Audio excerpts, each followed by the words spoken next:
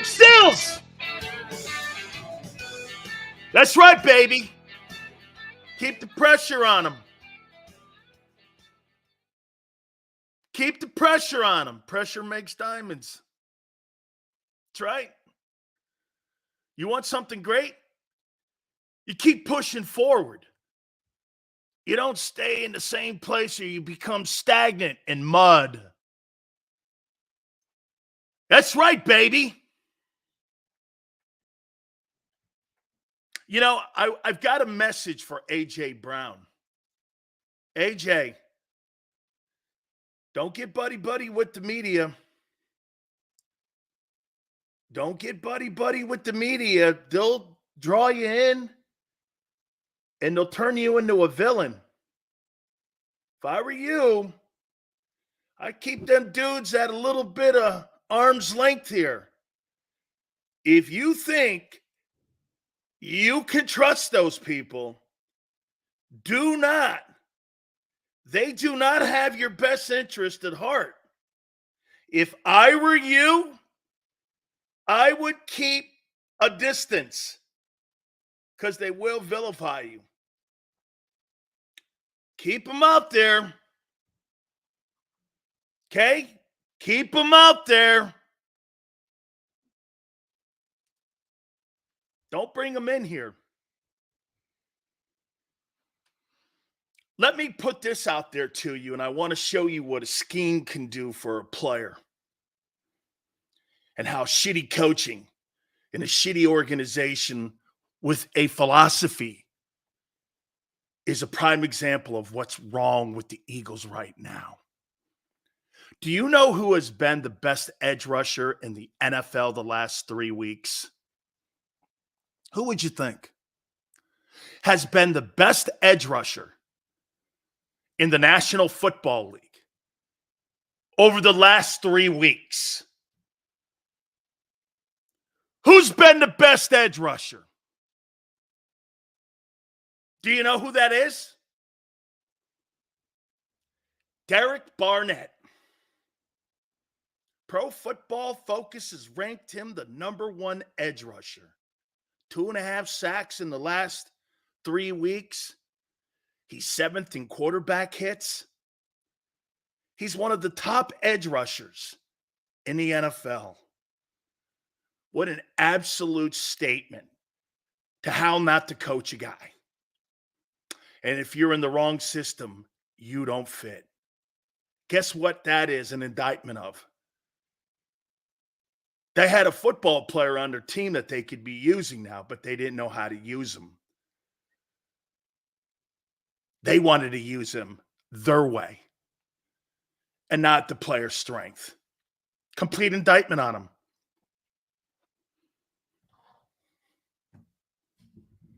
Complete indictment.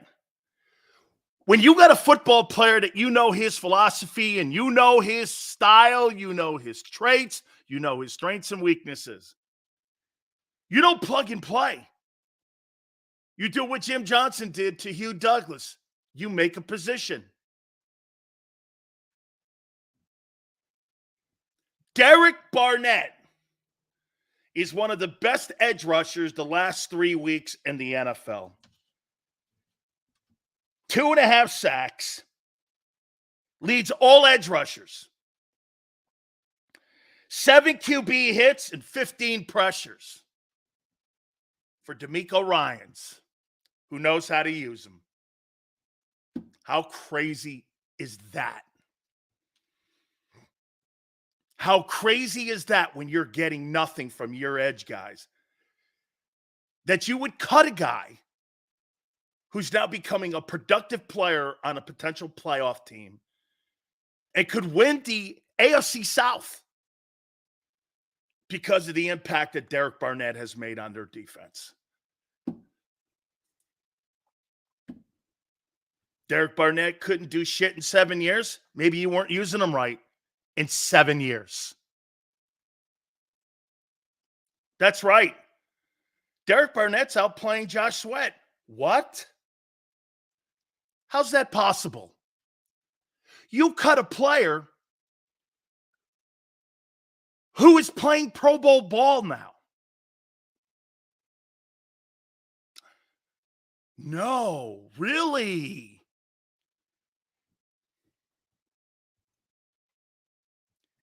Hey, this isn't an opinion.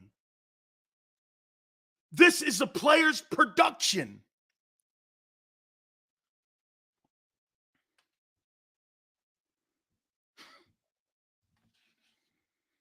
Man. It's incredible. This is facts. Let me throw something else at you. Pro Bowl came out. The list came out. Let me get these names right. I want to get these names exactly right here.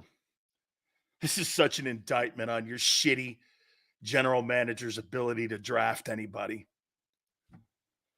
Do you think it's any coincidence the two top teams with the two top seeds in both conferences, the AFC and the NFC, have the best duo of linebackers in the National Football League?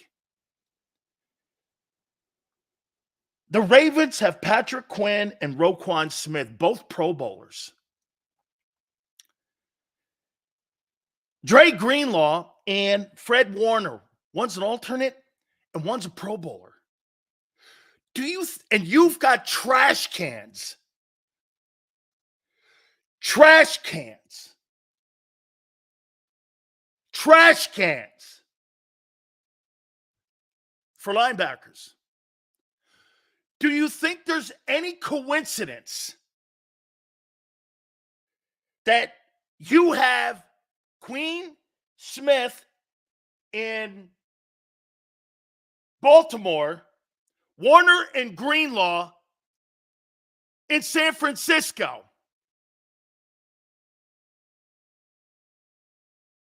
And you've got trash can linebackers. Any coincidence?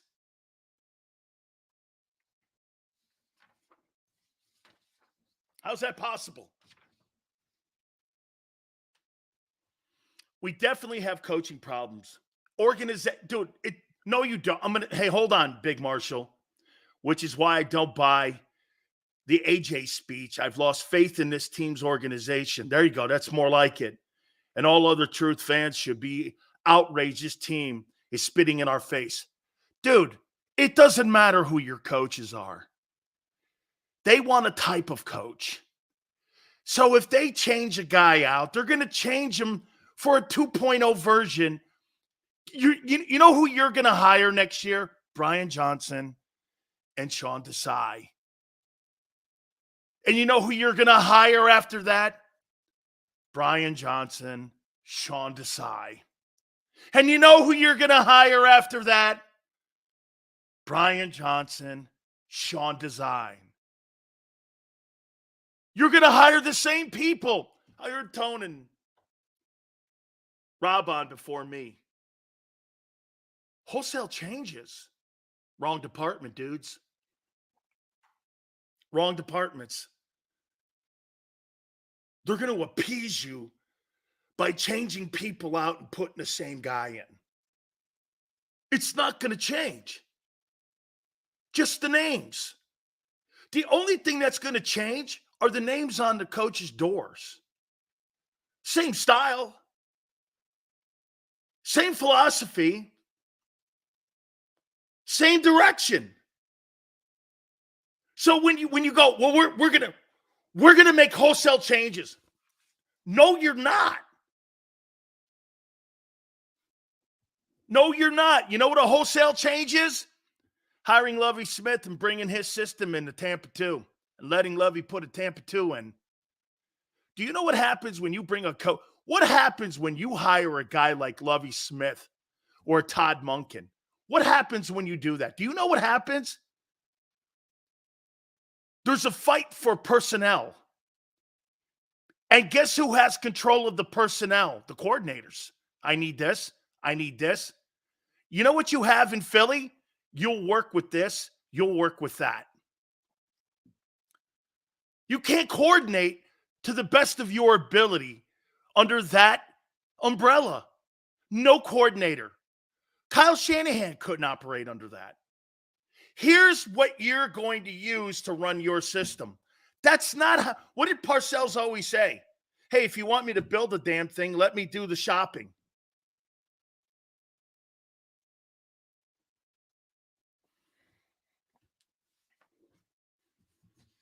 Your boy is so bad at personnel. Hey, where are these Georgia boys? Where are these Georgia boys? What'd they do? After they didn't make the college football playoff, they all went and rooted for their team. Where were they? I'll give Jalen Carter some kudos. But where are the rest of these guys?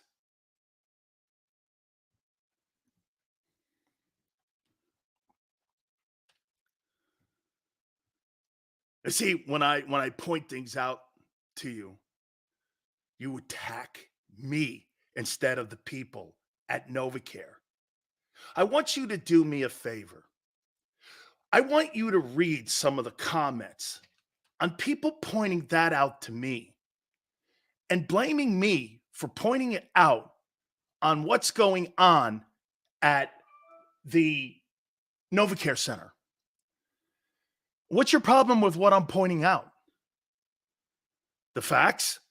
Don't let the facts get in the way. We definitely have a coach problem, Sills. They have no experience. That's why our team plays like a high school team. No, your team supersedes the high school coaching, and that's why you've won a ton of ball games. You'll never win a Super Bowl without an experienced coach.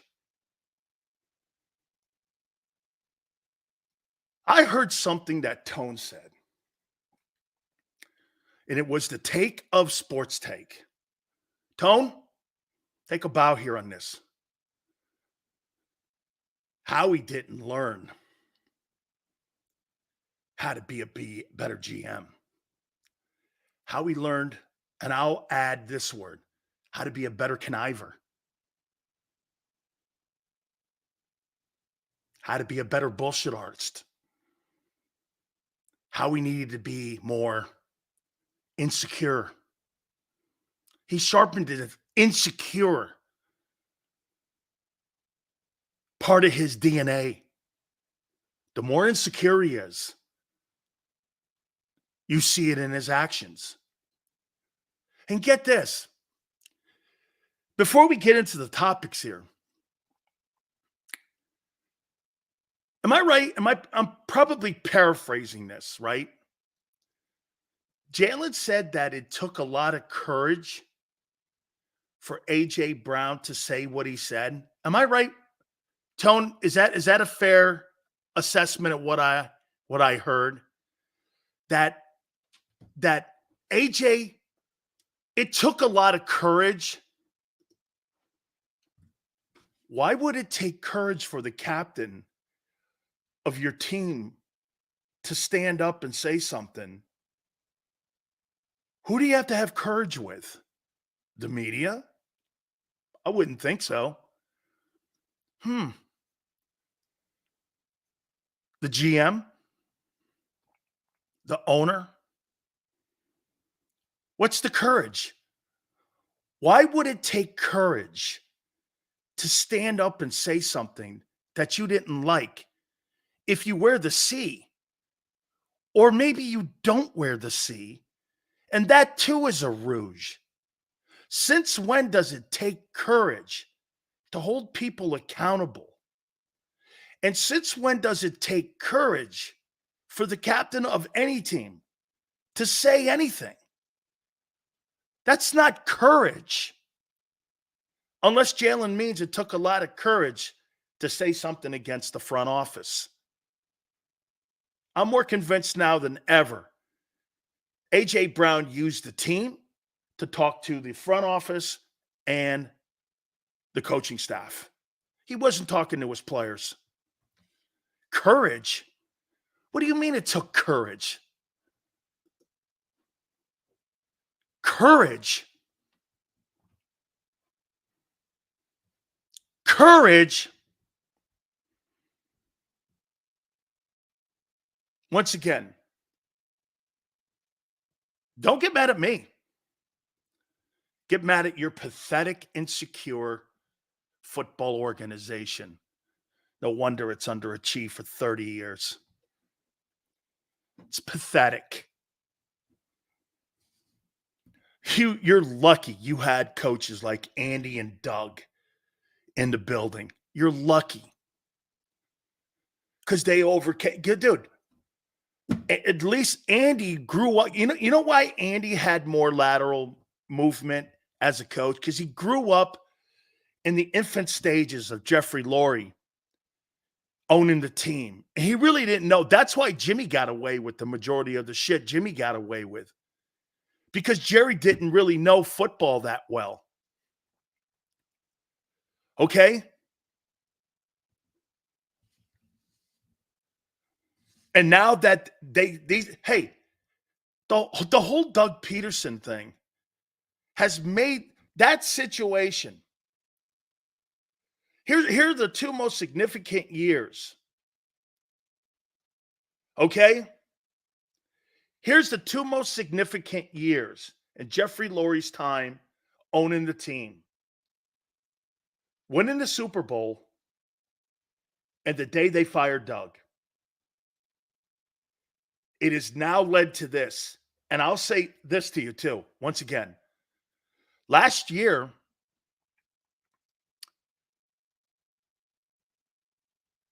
was not as a surprise. What was just as much as a surprise as 17 was.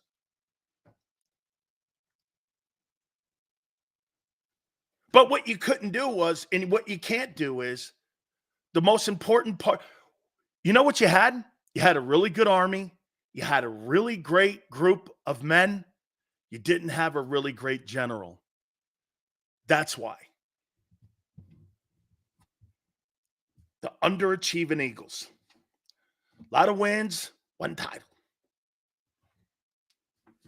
It's pathetic, actually, how you run your organization. It's utterly pathetic.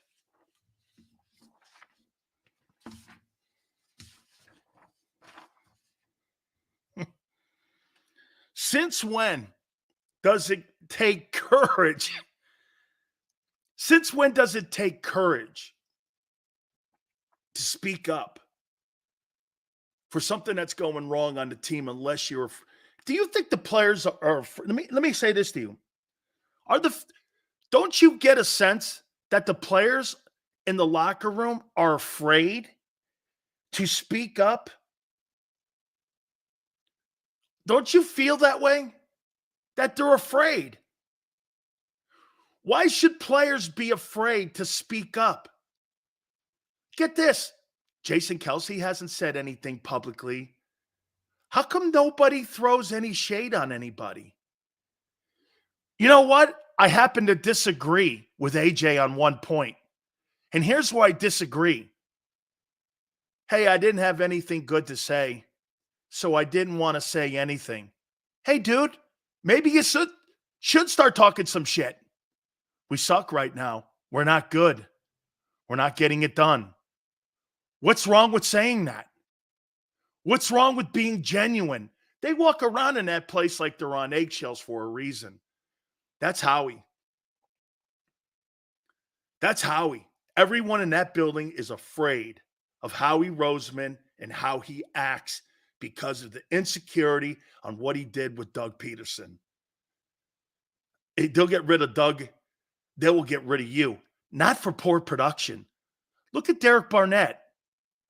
Derek Barnett is one of the best edge rushers right now in the last 3 weeks, according to Pro Football Focus. And he's helping the defense with DeMeco Ryans. But because they had a philosophy and a way of doing things, he didn't fit. He wasn't coached correctly. It's an indictment. It's a total indictment. People are really afraid to rock the boat in Philly. People? You mean the players? Can you imagine that? The players are afraid to speak up. Whew. They're not cowards. They've been told not to. The football players on that football team are afraid to say anything. They're afraid. Nobody says any. I've never seen a football team that's in a Chernobyl meltdown like the Eagles are in. And I've never heard anybody include, by the way, SOS Jalen Hurts leadership. Holy shit, are you sucking at this? Wow, are you a poor leader? Sorry, dude.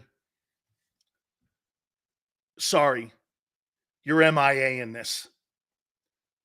Dude, you got to have some balls and stand up. Can't be your wide out. Show some balls. Jalen, show some balls, dude. Come on, man. They're not going to get rid of you. Or maybe you think they will. Got to have some balls, Jalen. Jalen Hurts has no balls. I have to walk back my comment because the organization got their panties in a bind. Fuck them. This is my team. Dude, I got it. You know what? I bet you, I think McNabb would say something. I totally think McNabb, he'd make it about himself. But I think McNabb would say something. Am I right? Do you think McNabb would? I think McNabb would say something.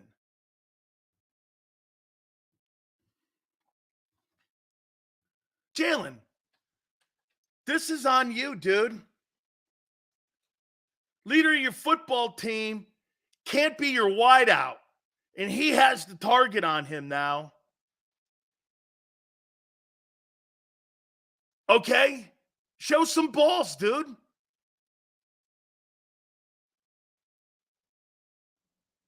Maybe McNabb wouldn't have. Okay? Maybe he wouldn't have. Okay? I'm just saying.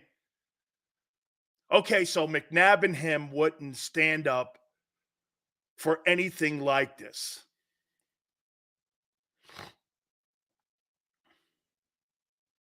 Hey, and one thing I do want to kind of go along with what Tone said on Sports Take, because he was talking about Howie. This is what Howie and his sandbox is. Cut a deal, structure deals, look for players with poor deals on other teams, find those players, present them to the president of the organization, and then you could both, the president and you, and the head coach can go to the owner. We want this. Your sandbox should be in that pail. It should be in a pail, not a sandbox. Because once you get in those other ones, you blow. When he's in that sandbox, guy deserves a raise. That contract he did with Jalen, spectacular. What he did with that defense, he deserves to be fired. Think about that. What he did with the contract, spectacular. What he did with that defense was horrific.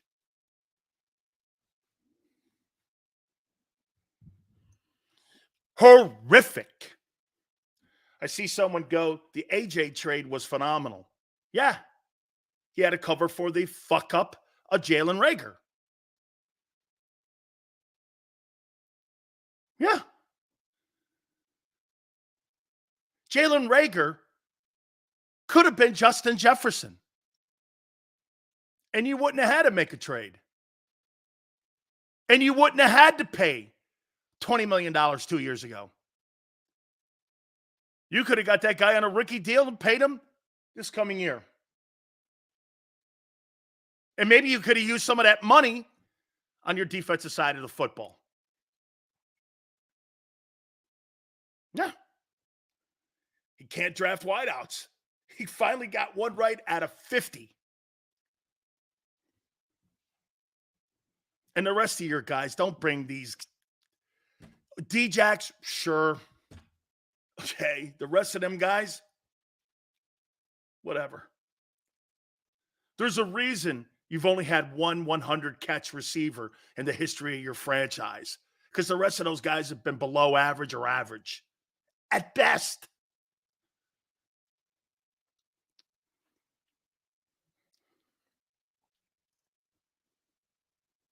Have you ever seen an organization, to use some words in here, flip-flop as much as you've seen it? That's an indictment of exactly what I always talk about, how the league is a day-to-day operation. You're only as good as the game you coach today, not the game you coached 10 years ago. We haven't had a sack since we released Barnett. How's that for you? And Barnett's one of the better players now in the league over the last 3 weeks since he's been a full-time starter. Boom! How you doing?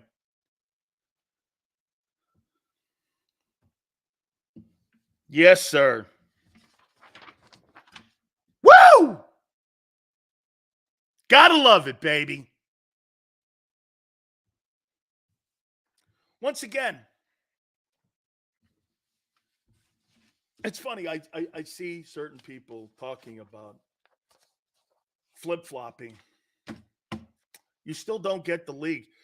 Look at the people that say that in here and don't get. Those are the same people that endorsed Carson Wentz or Chip Kelly at the beginning of their careers, or Nick Sirianni. And then when things go south and they suck, they want you to still stay on that same topic that they're great and that they're good, even though they're not. They want you to still stay. Oh, he's great, even though he stinks. People want me to say that Jalen Hurts is still great. He has 18 turnovers. He's not. I talk about things that players do on their production. I'm not a prophecy guy. I'll tell you when I'm making a prediction. You'll be a 5-win team in 2 years. That's a prediction. I'll let you know. I only talk about when players play good, bad, play great, play bad, play good, play great. It's up to the player on how I cover him, not up to me. What do you want me to do? Say that a guy's good when he sucks, like Jordan Davis? You guys want me to sit here and remember you were telling me, hey, Sills, don't you think you owe Jordan Davis? Why is he playing? Jordan Davis should be benched and in street clothes right now. He's useless. He doesn't even want to play. You know why you're suiting him up? Because he's a Howie Roseman first-round draft choice. All you need to know. Why are you playing Jordan Davis? He's a detriment to your run defense right now. I'd rather put Milton Williams in there, but they won't. You know why? Because he's a first-rounder. And they're going to play him at the expense of the team's run defense. Because that's what that guy does. Don't you think you owe Jordan Davis an apology? No, I don't. I don't, because he's exactly who I said he was. Okay? Oh, here's Prince. Sills hasn't. Hey, dude. I don't know. So a guy like Prince wants me to say that Jordan Davis is playing great ball now. I don't know how that makes sense to people. Are you watching a different game? Hey, don't get mad at me because you're getting run over. Why don't you talk about your fucking team that's getting killed? Don't put your anger on me. Put your anger on your shitty performance right now. You're aiming it at the wrong guy, dude. You need to be talking about your team laying down and quitting. You got the wrong guy. You're trying to make me the bad guy when your team is awful right now. I don't know why you're doing that. What's the point?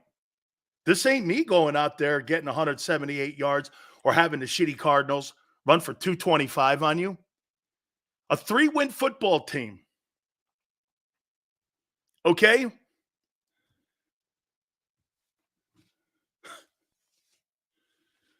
Prince goes, we should play you, Sills, at DB. Wouldn't matter. Wouldn't matter. Big Sills, Ravens playing like shit, like the Eagles losing the exact number of games at the end of the season in 12. They won the Super Bowl that year. Call me crazy, but we can win the Super Bowl this year. Peter, here's the difference between your organization and the Ravens. They actually have a coach. They actually had a coach, if I'm not mistaken, in 2012 in Brian Billick. Is that Brian Billick's Super Bowl? They actually had a coach in Brian Billick. Look at the coaches that they have had. Strong-willed coaches. Okay? Strong-willed coaches in the building. Brian Billick and John Harbaugh. Okay? The Ravens hire coaches that are with strong will and give them the autonomy. Dude, Baltimore is a superior organization than you. Okay? What was it, Harbaugh in 12? Okay, well, that was the Flacco Super Bowl? All right. Both guys won Super Bowls. Look at the two coaches. John Harbaugh, Nick Liriani, or Lyingani. The liar, or Nick Pinocchio. There's a better one. Nick Pinocchio is your coach, and John Harbaugh. I mean, really, it's like the moon and the sun. You couldn't be more opposite. You got Nick Pinocchio versus John Harbaugh. Really? Okay. Yeah. Why answer me this. Why? Hey, I'll move on because we're going to look at positions of need. I don't even know why I'm doing this because this guy won't draft the right guy. We don't have near the level of coaching. Of course you don't. You know why? In Baltimore, they trust their coaches. And the owner is not as pig hungry as your owner is. Your owner has to have the power. He'd rather have the power than a Lombardi. Dude, you may never know how good Nick Pinocchio is. He may be a good coach. You may not know how good he is.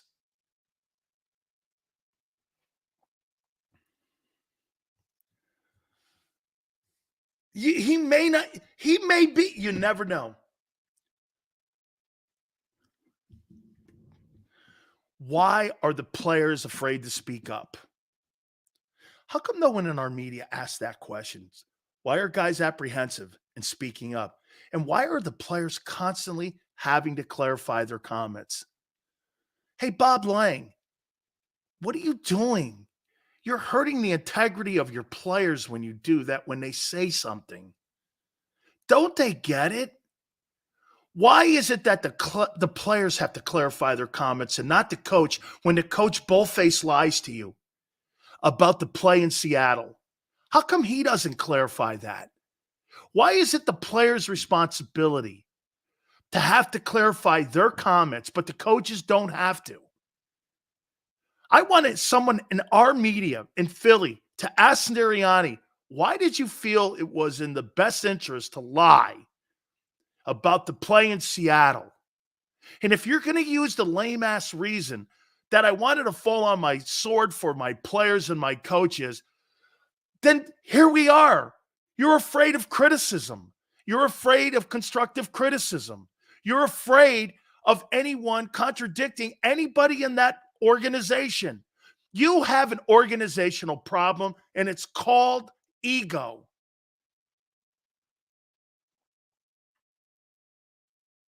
Whew. If I was on the radio, I'd be fired tomorrow.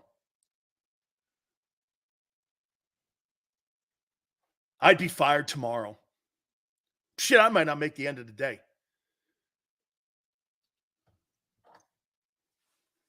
Because that organization could never handle what I'm saying to you right now.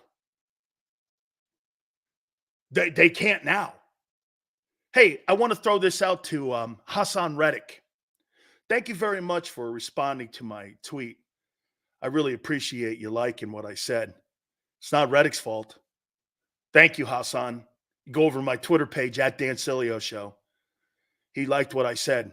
33 games, he's got 26 sacks or 27 sacks. That's a hell of a career in Philly.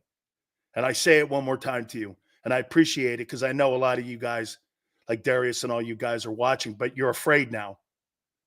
See, I'm not going to say too much anymore, but players are afraid now to come on the program that we're going to come on because the organization is kind of putting Ziplocs on some of the players for speaking publicly. Just so you know. They're battening down the hatches over there at NovaCare with the players. Speaking publicly. Make sure you run everything through PR department. That's a fact. And I've been told that. Because it's all lies, Sills. Even AJ, he just wasn't quick enough to realize he dropped a nugget on Sirianni lying. This team is absolutely Marshall. He didn't, you know why? You know, a guy like AJ Brown came off genuine. And when a guy comes off genuine like that, he's not an angler. And so when he said, hey, man, I was made up at the end, he was thinking he was covering for the coach, when in actuality, he exposed the coach for going into some diatribe lie. And I was telling Tone, you know, you can always tell there's a guy that lies so much because he speaks so much. Guys who talk with a lot of words when asked a question, always question the motive. It doesn't take a lot to answer a question. No, yes. And when you over-explain it, the more you over-explain, the more you lie. Or you're trying to lie.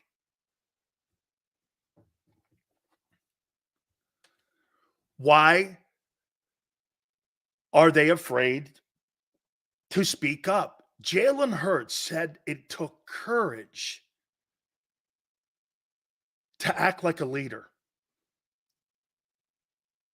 I think that's all you need to know. I do. I think that's all you need to know about the Philadelphia Eagles management team. It took a lot of courage to speak up and be a leader. Why have captains? Why have a leadership council? Why have all those phony things if you're not implementing them? Okay?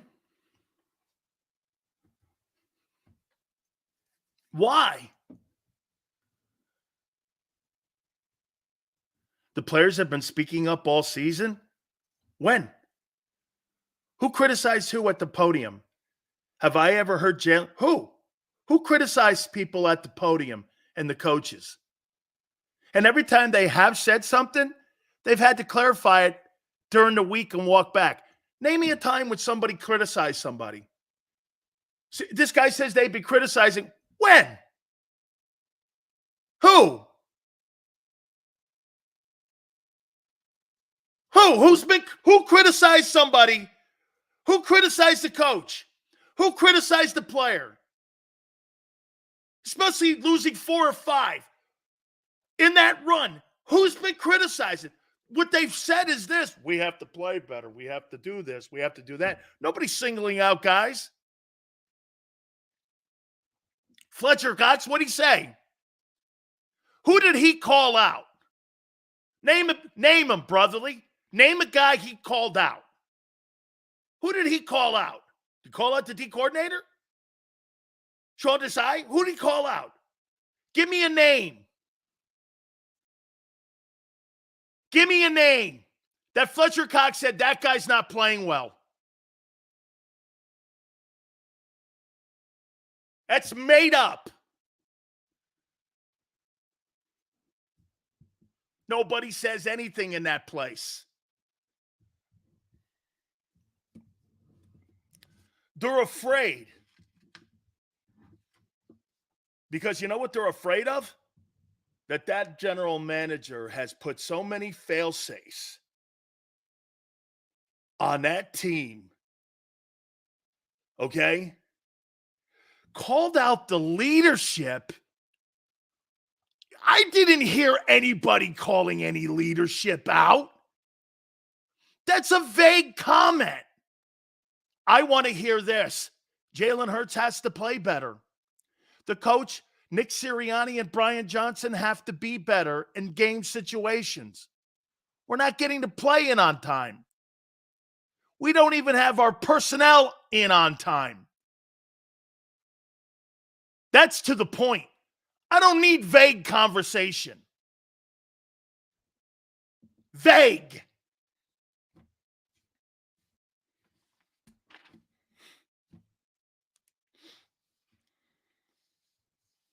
You guys are classic. Man, I'll tell you what. You have some of the dumbest sports talk radio people that I've ever heard in Philadelphia because they're all trumpeters so that they could get in the building and have a Slurpee or one of them fudge bars that Chip left behind. I mean it, man. You have no balls. That's not that market. That market's gone soft. Because you need that. I mean, you know why it's gone soft? Accessibility, because the Eagles have become more powerful. It's because of the fans. You empowered the Eagles to where you don't get the truth any longer locally, and that's why all your news comes from the national guys. Shit, if you want to get local news about the Eagles, you got to wait for Sundays so you can listen to Jay Glazer.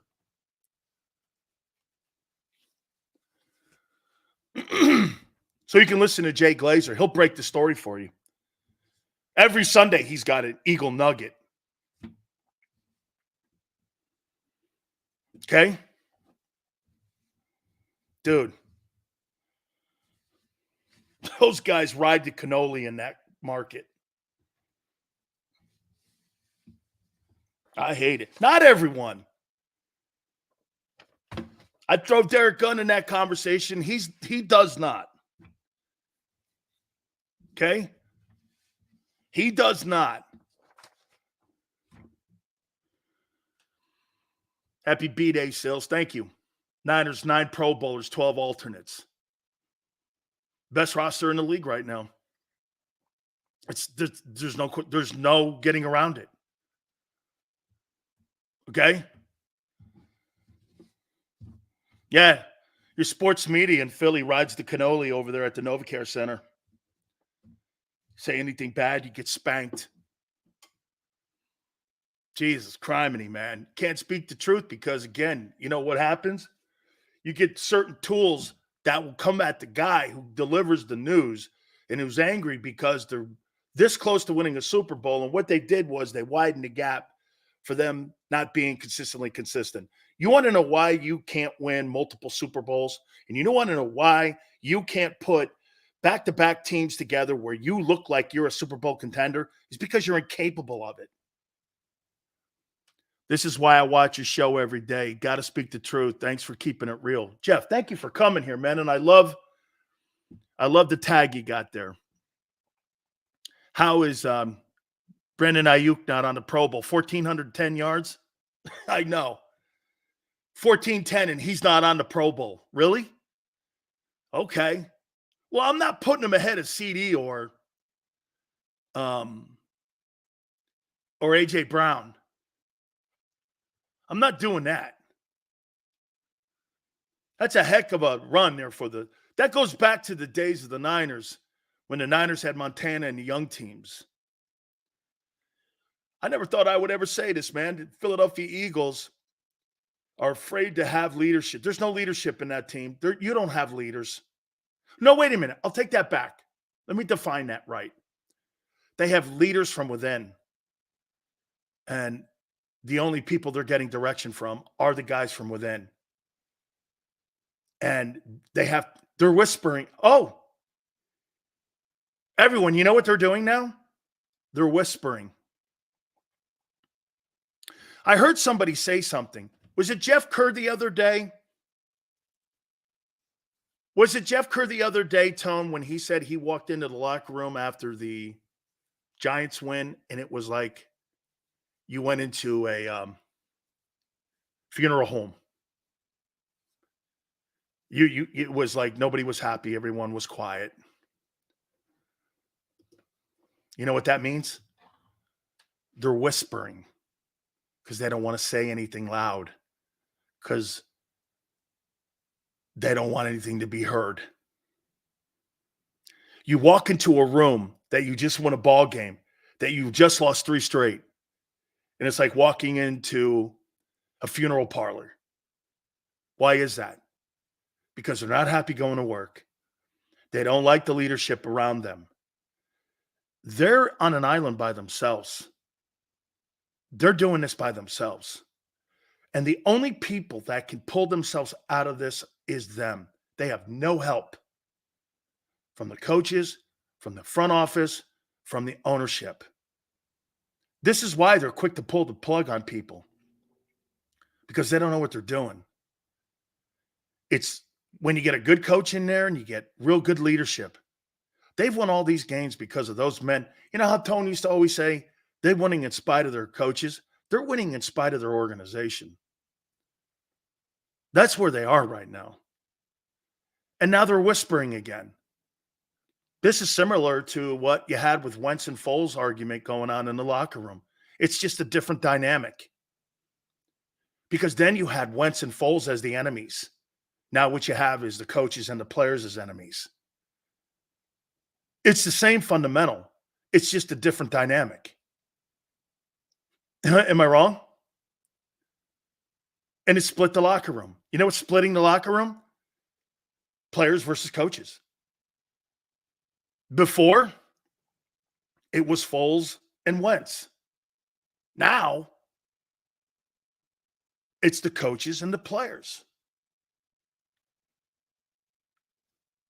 But that is there because the front office allows that.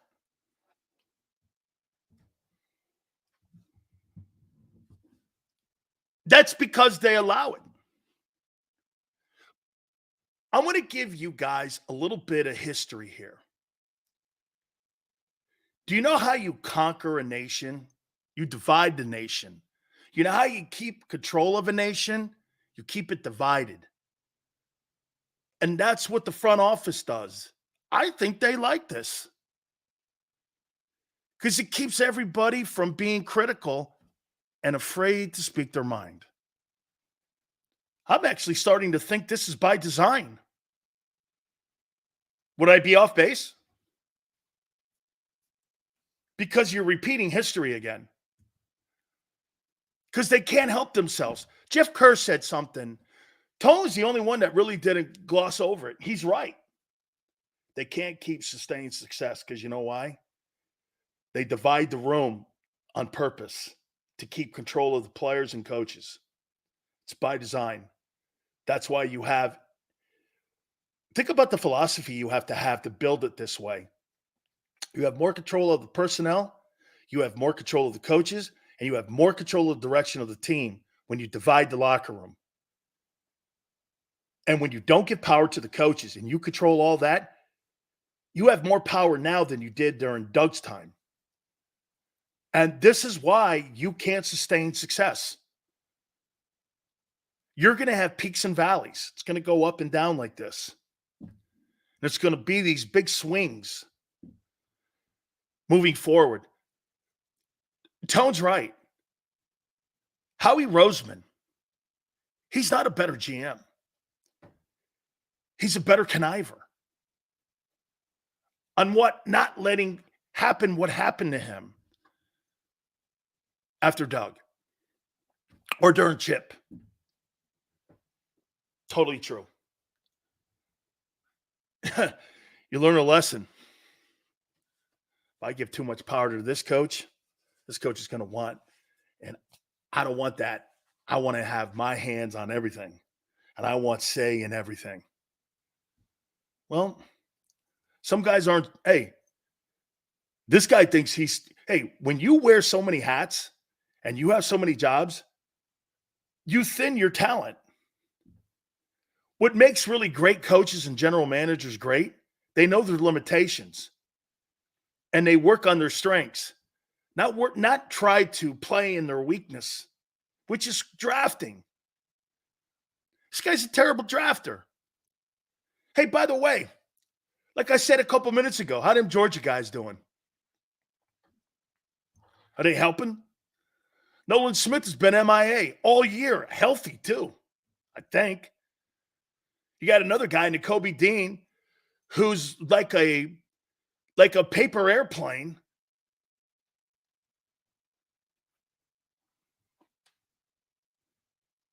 I think you need another leader in the building in front of. Oh man, that would never go down. I don't even know why I talk like that. Howie needs to be careful because if he harms the team, Laurie will bring in another Chip Kelly. That's funny you should say that because that's the direction we're going here in a couple minutes.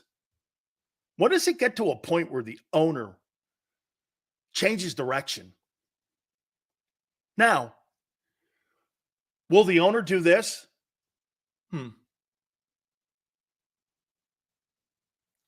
We just won a Super Bowl 11 months ago. Don't I give him another year? Howie Roseman? Now, wait a minute. Here, think about this.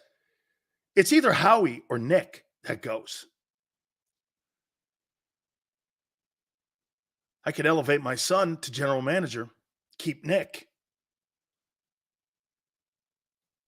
Is Howie Roseman's job really safe if this thing goes completely to shit? Or would they take some of his powers away? You don't have to fire him. Maybe what you do is you elevate his kid. Maybe the kid can control him. Aren't they grooming him for that role? I hate to say this. That Julian Laurie kid might actually be the best thing ever happened to the Eagles. Because then that kid's got to put his name on something finally. How old is that kid? How old is he? Maybe the best thing happen is that kid does take some power away. And Howie's held more accountable. Nick's a pawn in this. Julian isn't. Firing Nick? Hey, Joshua, if you fire Nick, you're going to hire Nick again. What's the point? This is from upstairs. This is from upstairs. If you fire Brian Johnson, you're going to hire Brian Johnson.